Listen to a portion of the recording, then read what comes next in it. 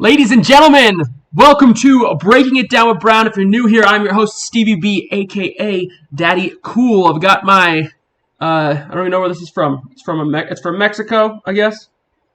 A Sugar Skull mug, having some tea. I'm switching to tea lately for these because I realize with how bad my voice is already in my throat and how easily I dry out, I should probably be having some hot tea instead of coffee while I do my live shows. Today, not a very crazy docket, not a lot to talk about, kind of a slow news week, or at least things I find interesting. So we're going to run through what stories I do have, and then we will go ahead and just see what we can find on like Polygon, IG, and stuff like that. Any weird articles we can take a look at just for fun, hang out today. Remember, you can watch these back later on the channel in the VOD if you want, or if you can't make it here live, you can watch on YouTube as well. You're probably watching this from YouTube to get more viewers on YouTube. If you're watching this on YouTube, remember to come hang out with me on Fridays at 1 p.m. Pacific time every week. That's when we do this show. It is April 21st, 2023 today. Let's start with our first story. Creepshowart. Do you remember Creepshowart? Here she is, Creepshowart. Well, her channel has been finally terminated. Creepshowart, known for being a drama commentary YouTuber who would, put her commentary over top of her drawing, was outed as kind of a little freak, kind of a little weirdo. She was being a little menace, little creep. She was stalking women. Specifically, I believe it was she was stalking a woman who was who used to be with her boyfriend, who left her, who had a romantic relationship with her boyfriend or husband or wherever he is, and of course she felt inadequate and would stalk this person on the internet and harass them and make multiple alt accounts on every social media to be a little menace.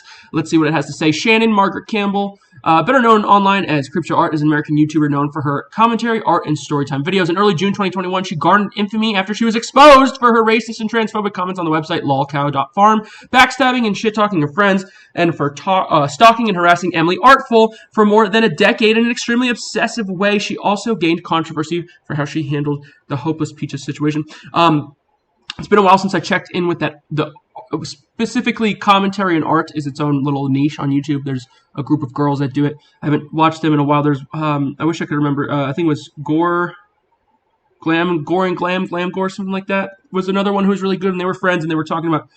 Other people talked about when this happened, they couldn't, they didn't see it coming, and it was sad to see Creepshowart be outed as this little freak, little weirdo, little freak. But her channel got terminated finally. Her channel is gone from YouTube, and presumably, people believe that maybe it's because, she wasn't disputing any copyright claims because she maybe wasn't using the YouTube account since she got canceled years ago. And it says here, shut down April 14th, 2023. Perhaps people believe that copyright claims just kind of took their hold and struck her down when you're not actively warding those off, and it only takes 3 strikes to end a channel. I did watch Creepshowart back in the day for commentary. Everybody's got stuff about them. There's always something about somebody you don't know that you're not going to like, and she just turned out to be basically not able to differentiate her personal life from her work. Let's see. Shannon was born. We don't want to go that personal. Wow. Controversies. Let's find more about Lolcow Forum. This is it. Hopefully there's nothing bad in here. In June 2021, Shannon became subject to accusations for engaging in the internet gossip forum Lolcow Forum. Controversy started to escalate after Lolcow Forum admin had revoked Shannon's anonymity and obtained Shannon's posts through her IP address, owing to for breaking the site's rules for anonymously advertising herself, deceptively post about herself in the third person, and other commitments. Yeah, she would make. I remember tons of videos were made about this situation. She would make alt accounts on things, on these forums and things, and talk very highly about herself and badly about the people she didn't like. Numerous users outside the forum expressed their vexation for her use of words in forum posts, trash talking, backstabbing certain YouTube users like Hopeless Peaches, utilizing contemptuous slurs for black people, transgender people, and disabled people. Yeah, basically, let's see if we can find some stuff. A few days after the allegations came out, This is what she said. This post just going up because I need to talk about this and let you know what's going on. Earlier today, I got a message saying that I had doxed a relative that I had been called out for saying certain things about myself and others. Creators are more on a hate forum. And I was confused because I hadn't done that. I would remember doing that, especially the doxing. That's so firmly against what I stand for, and I don't believe in doing that, even to someone I loathe. However, after being sent screenshots of what I allegedly said about me, myself, and friends, was bullying my relative, I realized what had happened. A couple years back, I made a video about how I had been stalked for over 8 years by a woman I called Amy. That's not a real name because I was protecting her identity. I talked in detail about that situation, how it affected me, and what I had to do in that situation to keep myself safe, but I also discussed Amy and Amy and I kind of reconciled at the end of that and came to an understanding. She even liked the video and supported me making it. We kept in contact over the past couple years. Thought I kept a good amount of distance between us, never letting her close enough to hurt me again. Apparently, I'm really shitty at that. Obviously, I was wrong. Okay, so we don't have to go all of this. Look at the bottom. When I delete Twitter, blah, blah, and I know why, because of Amy. So she claimed that there was someone else pretending to be her and stalk. Like, she's got, like, some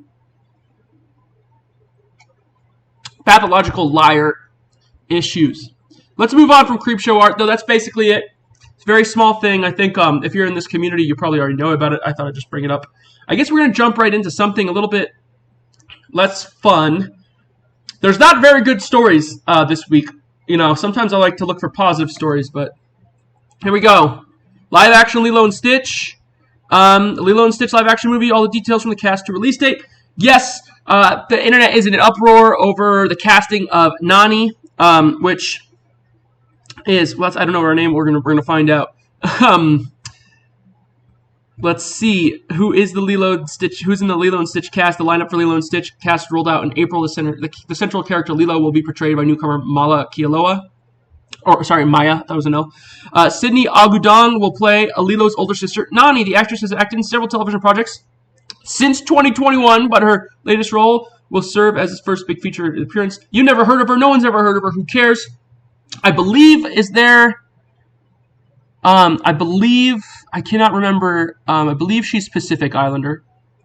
But, of course, there's backlash over Nani being whitewashed, over Nani being presented as a light-skinned person, and obviously Nani being such a specific look, the characteristics of being Hawaiian and things like that, and being darker-skinned. What I think is funny is there's a bunch of hypocrisy over this on the internet. Like, if you don't think that this is okay for Nani to be... I think Nani should look more like how Nani looks. But a lot of people will argue that this isn't right because she's lighter skinned than the Nani character was. Yes, she's being whitewashed, but at the same time, we do all these race swaps and stuff, specifically in these Disney movies that the internet loves to get an uproar about and claim conservatism and all this crap and stuff. But no, it's pretty go woke, get broke bullshit. Nani should be presented as Nani is in the cartoon.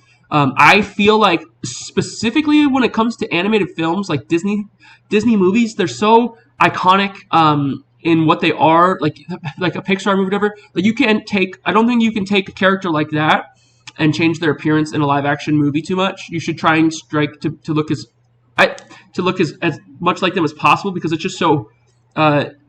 It's all about the character design. It's all about the specific makeup of that character, the concept of it, how they look. And there's a fine line to walk between adaptation of what you can and cannot race swap, things like that. I personally don't think it's bad to race swap. I'm very conflicted, because I don't think in certain instances, it really depends on the character. Like they always say, oh, well, does it matter? Does the race apply to the character? In this case, the race does apply to a character because it's all about the setting of being in Hawaii. It's the Hawaiian Disney movie. Like, it's the whole thing, dude. It's the whole thing. And I don't know. We all like Nani for how Nani is. I don't think Nani needs to be changed. I think Nani is a very beautiful young lady, and we always love that character.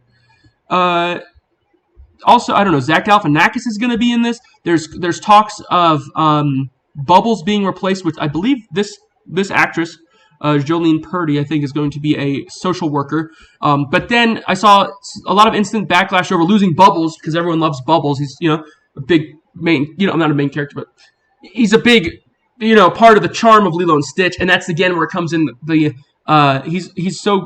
comes in the concept and the visuals of an animated film, is that he's so vehemently casted to look like Ving Rhames, a great actor who plays Bubbles. It's clearly based to look like him and that kind of style, and this kind of man in black, like in the black suit with the glasses and the gold earring and everything.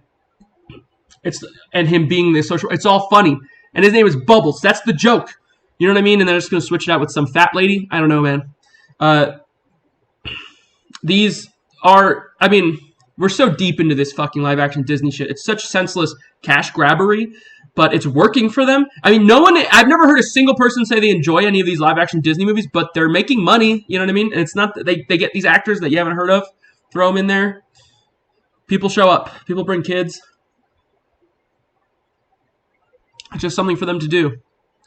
I don't know. There's not much more to say about this one. It's a weird situation.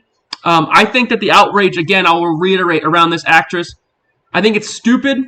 I think if you're going to be upset with the fact that Nani is now light-skinned and been changed, you should be upset about all of the other stuff. You should be upset about Little Mermaid. You should be upset about Tinkerbell was the last one people were talking about. Either none of it's okay or all of it's okay. Stop moving the goalpost. We can't pick and choose. We got to pick one thing, people. What's up next? Okay, this one's a little bit funner to talk about for me. We're just going to go quickly. I haven't looked at this because I like to keep, like I've said before in the past episodes, I like to keep things raw until we get here.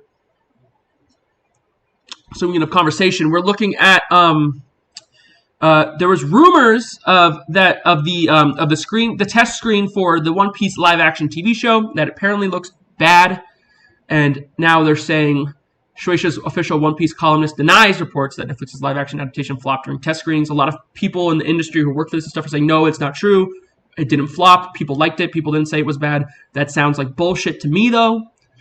Given Netflix's infamous handling of such live-action adaptations as Death Note and Cowboy Bebop, it comes as no surprise that fans have been concerned with just what the streaming service will do to the behemoth of a series that is Eiichiro Oda's One Piece. Setting sail 2023. As such, when a leaker claimed that the upcoming Netflix series had tested horribly with audiences, many fans felt that their worst fears had actually been realized. One Piece tested horribly, claimed a Twitter user named DivinitySeeker1 on April 13th. The CGI looked bad, and the story didn't make sense to non-fans, and they're rewriting entire episodes. Let's see. Oh, from a source connected to Netflix, Avatar: The Last Airbender will no longer release in 2023, but Netflix believes this will be their Stranger Things. They're going to make an Avatar: The Last Airbender live action? Okay, that's news. One Piece tested horribly, the CGI looked bad, and story didn't make sense to non-fans. They're rewriting entire episodes. On hashtag One Piece in the first episode, the first half is completely all flashbacks and features a young Luffy, they further relayed, before we jump to the present and rush through introductions to Zoro, Nami, Usopp, and Sanji, all within the remaining 15 minutes. A major deviation from the source material. That sounds pretty bad. They further claim that as for the tone of the show, it's not really working. The makeup look of some of the cast look off, and the show jumps between being over-the-top goofy to being serious, and it's jarring and inconsistent. They also built a giant set for Barati for episode 3. I saw pictures of that set. We went over that set in a video in the past. It looked really good. It looked really faithful to the a faithful adaptation of what that would look like in real life, and I thought it looked awesome. They should keep that around for people to go walk through. It's like a museum thing. I think it looks awesome. This is all I know. Divinity Seeker eventually confirmed. I know nothing about the original source material, so I'm just repeating some of what I think may be of interest to a source connected to Netflix projects and execution of their roadmap. I've only seen a few screen caps of the cast of OP, and it looks fine to me, they added. Nothing spectacular, they just look like normal humans, but some of their hair colors looked unnatural. One of the guys has green hair, another has a really unflattering blonde, and a girl has orange. Does he know One Piece? Does he know that that's the color of their hair? Unsurprisingly, particularly given Netflix's aforementioned habit of absolutely butchering a given piece of source material when adapting it to live action soon after its publication, Divinity Seeker's one tweet went viral, spreading like a wildfire across the internet. However, the fire didn't rage long, as a rampage soon drew the attention of the official One Piece columnist for Shueisha's V-Jump magazine, Greg Werner. Leaping into the fray on April 17th, Werner asserted that the test audience article, a reference to one of the many articles which reported on Divinity Seeker's claims, that you don't need to read, click, or share it is entirely true. Here he said that test audience article you don't need to read, click, or share is entirely untrue.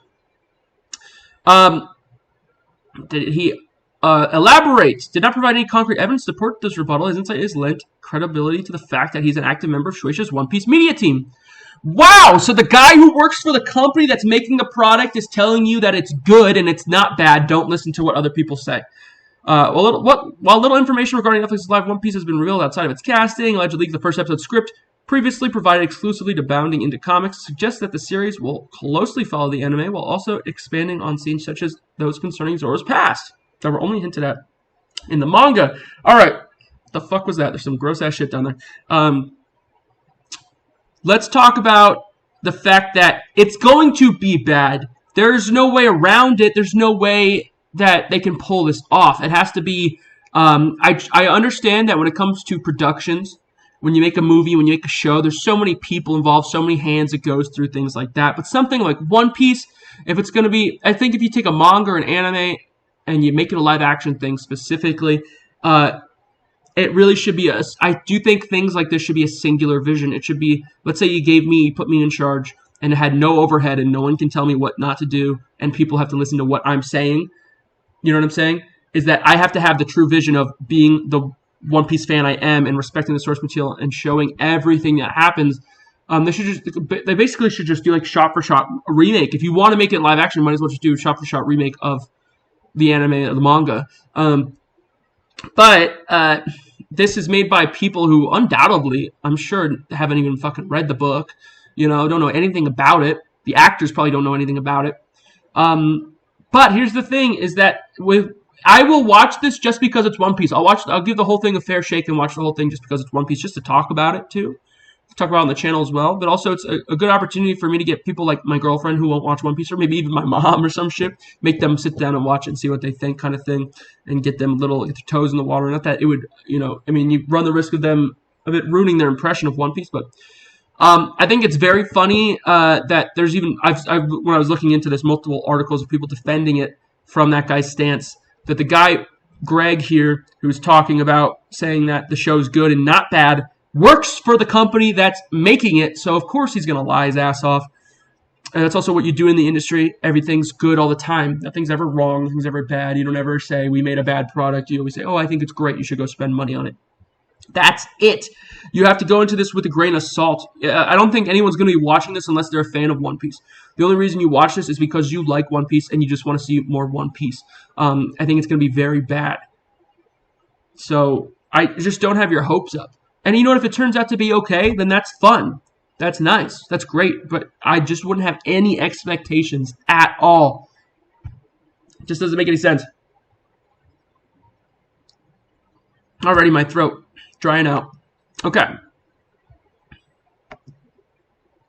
Moving on to Keemstar. Can you guess whose house I'm at?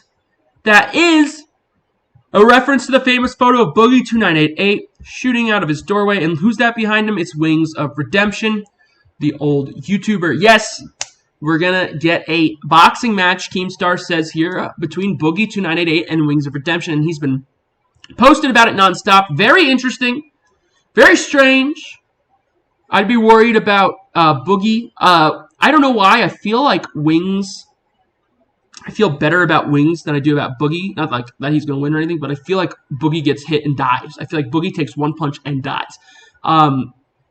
This is a great opportunity for both these guys to lose a lot of weight and get healthier. Who knows if they will? Who knows what kind of shape they'll be in for the boxing match? I think it's a double-sided thing because I think it's a great opportunity for them to bolster their careers because I know they both are always hanging on the edge kind of thing of being social media people. Boogie2988 has been struggling for a long time. I was a big Boogie fan back in the day. I haven't watched him in years, but I know there's a lot of criticism about him and stuff. I know he's got money issues and some spending issues, I believe. But, I think this is a great opportunity for them to take another step in their career, get a little more eyes on them, get some help, and then as well as help take care of themselves health-wise, especially Boogie. This is a great opportunity for him to really focus on losing weight and being healthy, spend his whole life basically trying to get control over his body problem, his weight problem. But at the same time, I can't see these guys stepping in a ring and going even more than one round just with how gassed they'll be. There'll be no cardio involved. You know, they'll have no stamina. And I just feel like these guys are, you know, the bigger you are, the harder you fall. One of these guys gets hit wrong or can't take the hit and stand and falls. It's very dangerous, but very interesting. You know what I'm saying? I don't think this is a fight that can happen in a year. I think this is a multi-year thing where they train. I mean, you can get your body right very quickly if you really do it, but they'd have to be really doing it. You know what I'm saying? But I think there's an opportunity there for both these guys to really shape up really nicely. And it's one of those things, I don't think the boxing match even has to happen. Just let these guys train for the boxing match. And then when it's supposed to happen, be like, okay, you guys did good. You're done. And they're like, what? What do you mean? Are we going to box? No. Look at you. You're healthy. You're good. We're not going to let you guys fucking punch each other. What are you talking about? Let's see here. BuzzFeed News is shutting down. BuzzFeed News is shutting down. The once iconic media brand founder and CEO Jonah Peretti announced in a company-wide memo on Thursday, we are reducing our workforce by approximately 15% today across our business, content, tech, and admin teams, and beginning the process of closing BuzzFeed News. Who cares? This is strange. BuzzFeed, I'm surprised that they ever existed or did so well. I know they got a real good grip on YouTube with their people, like they were Try Guys, right, and stuff like that. There's a guys, I can't remember the name of the two guys. I don't ever know them. My girlfriend puts them on. The two dudes, the Asian guy and a white guy, and they go to haunted places. I like that show, but everyone has left BuzzFeed because apparently it was a terrible company to work for. It's also just, you know, one of those clickbait article type places. Obviously, I'll use articles and these sites, these kind of things on the internet here to help with my content, but these are dying breeds. And the fact that BuzzFeed's gone, you know, that was a behemoth. I don't know how they, you know, what they did wrong, how they probably misappropriated funds and things like that.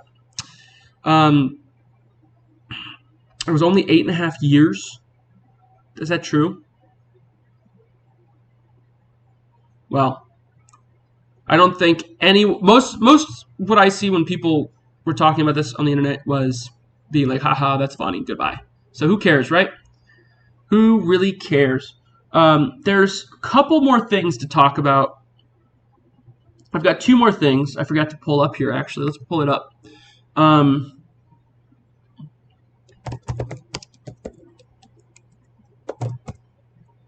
Disney Speedstorm. I want to talk about Disney Speedstorm and Multiversus as well as a combined thing. I was really excited for Disney Speedstorm to come out. Here's the deal, though, with Disney Speedstorm. Right here. You see this? So Disney Speedstorm is a free-to-play game. It's in early access now. It's claiming it's in early access. This is a new thing that's been happening. It happened in Disney Dreamlight Valley, so Disney's jumped on this bandwagon. And now Multiversus as well. All of these bigger game companies that clearly aren't indie developers and things like that, that are you know, these are companies that are working on, obviously, Disney Speedstorm is obviously a big ticket thing. Look at it. It's Disney Mario Kart. It's not like a fucking, you know what I mean? It's not Poglings by Chadtronic or whatever. Made by one guy. This is egregious. They marketed the game as free to play. I was excited. I had it written on my calendar. I was going to stream it. I was going to make some content around it. I love the free to play games, and I'm always willing to spend money on the battle passes and things. Whatever I want from a free to play game, I'll spend the money. But here we go. They release the game and they say early access. You want to play? You got to buy the Founders Pack. Early access to Disney Speedstorm. They stated on Twitter that the game will be free to play for everyone around 6 months to a year. 6 months to, they said, within the next 6 months or 2024. Okay, let's say I'm buying it for PlayStation. How much is it? $30. So $30 to play right now.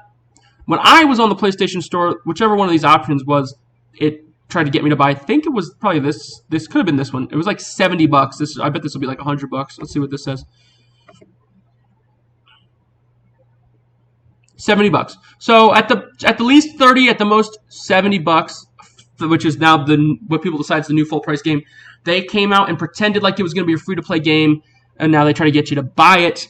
I don't have a job. I'm a stay-at-home house husband and neat, and I get an allowance from my beautiful wife. But not that I'm hurting or anything, but I can't afford $30 to play Disney Speedstorm. And I'm not mad because I can't afford it. I'm just saying, a little weird, a little strange to say it's in early access and all this stuff when it's being made by Gameloft, which doesn't normally make video games, doesn't normally make app games, things like that. But it's got the Disney label on it. And just very odd to be claiming early access and asking for more money up front. As well as, I want to talk about a game I have played. If I can spell it. Multiversus. I alpha tested Multiversus. I have the alpha awards, all that stuff. Do you see this returning in early 2024? Because you spent $60 on the Founders Pack for Multiversus. Well, guess what? Fuck you. They decided out of nowhere to pull the game from the store shelves. You can no longer play it and download it.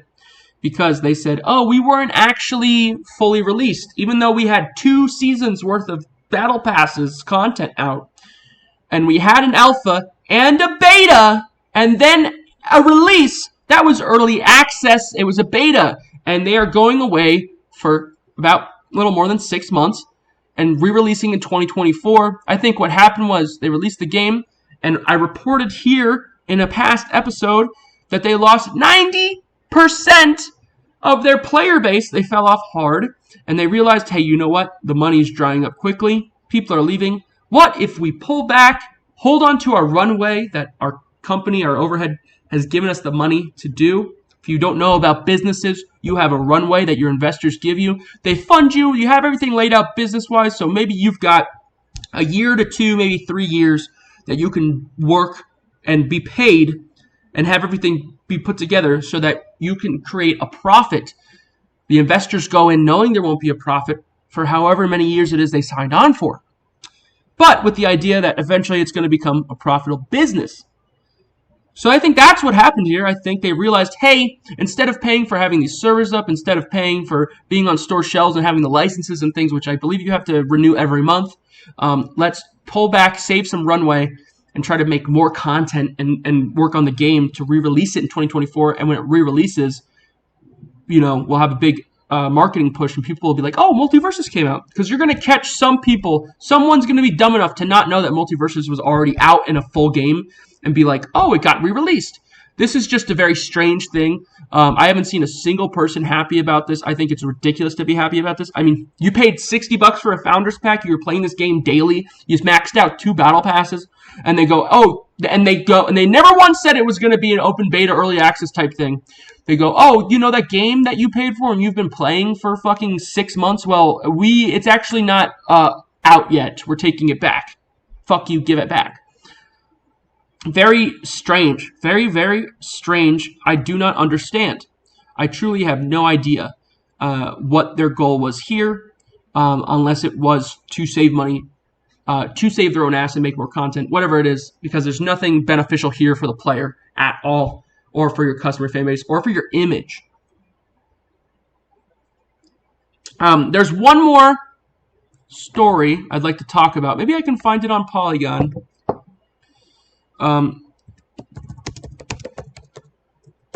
Call of Duty.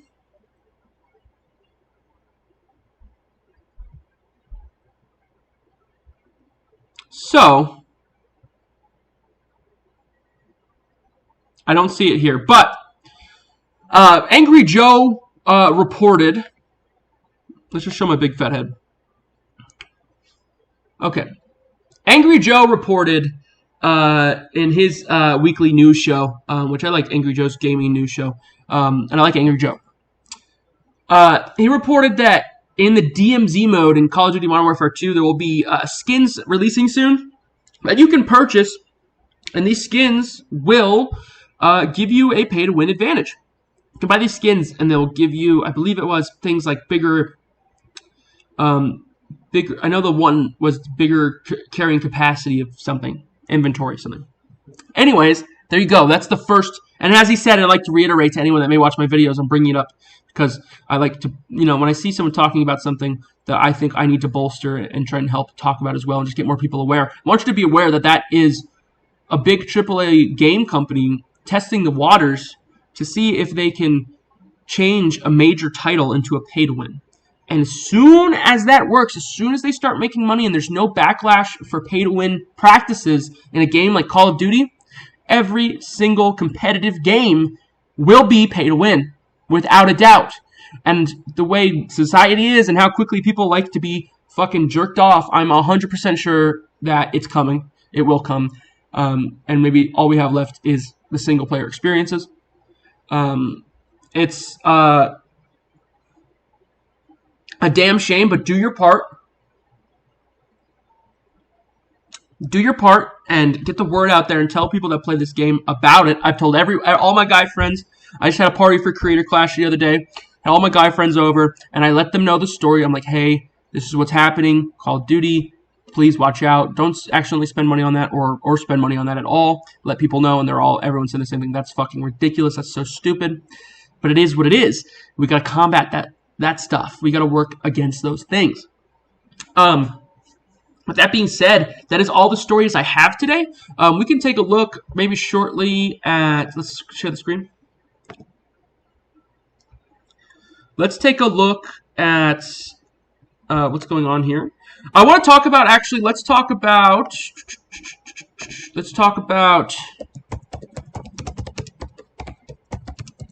the Dungeons and Dragons movie very quickly. I'll go over and say, I watched this picture this last week.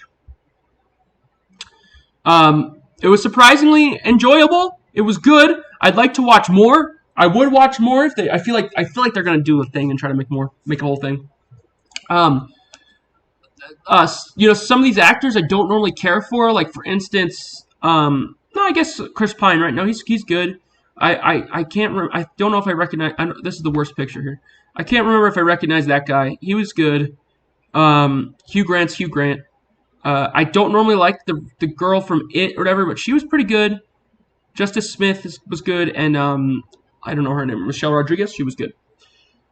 It was surprisingly fun. I actually really enjoyed it, and again, I don't mind watching more. I'd watch this again someday. It was a little choppy. They already got books.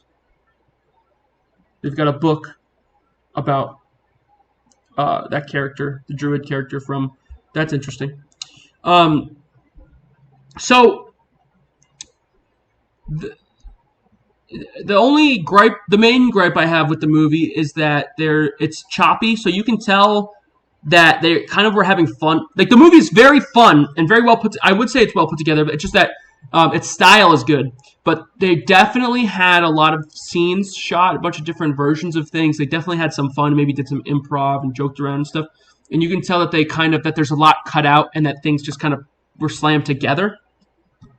That's my main gripe with it. I'd like to see maybe a list of deleted scenes on a Blu-ray or something. I think I would even buy this movie. I'd like to collect movies. I like to buy movies I like on Blu-ray. Now, I'm not saying this is an amazing movie. This is a 7 out of 10. This is a Stevie B 7 out of 10. I added it to my Modern Classics collection on Letterboxd because I just put movies there that I think are anything past the year 2000 that I think is good and worth watching once is on that list. Whether that be a 10 out of 10 movie like Goodfellas that you can watch on repeat endlessly, or a movie that's just all right, that's a 6 that you can sit through like one time, like the Sonic movie or something. I also have, of course, a list from 1999 backwards for normal classics collection, same thing. But yeah, I think you should go watch this movie. I think it was fun. I'm really interested in, I haven't seen the Mario movie yet. I'll be watching the Mario movie, I believe, next week. Hopefully, we'll see. All depends on when my wife can get out of work. She works so much. What else? I guess I could talk about John Wick 4. John Wick 4. I think I talked about John Wick 4 before on the internet. I can't remember. It's all right. It's just all right. There's not much else to talk about here today, guys. Not much else I want to go into. We can take a look at, again, Polygon. Is there anything? Markiplier to direct and star in movie adaptation of horror game Iron Lung. No idea. Not a clue what that is. Picard. Who cares? Pivot your D&D group to a different system. Nope. Concept reboots. The whole concept of a guessing game. Get Back for Blood. Nope. Back 4 Blood. You can't play Back 4 Blood anymore. Back 4 Blood's shut down. I am so hungry right now, but there's nothing to eat. 100%. There's nothing in this house to eat right now.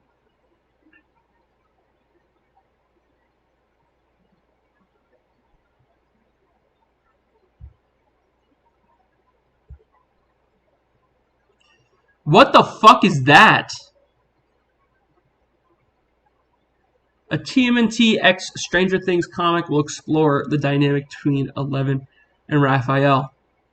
I'm not going to read this article. I'll just quickly say, kind of like how Batman will guest star in a lot of things, and kind of how Scooby-Doo has random guests. TMNT does that too. TMNT will have random comics where they're just with other characters and things like that. Like Cowabunga, where he's with Batman. I mean, with the Turtles or with Batman.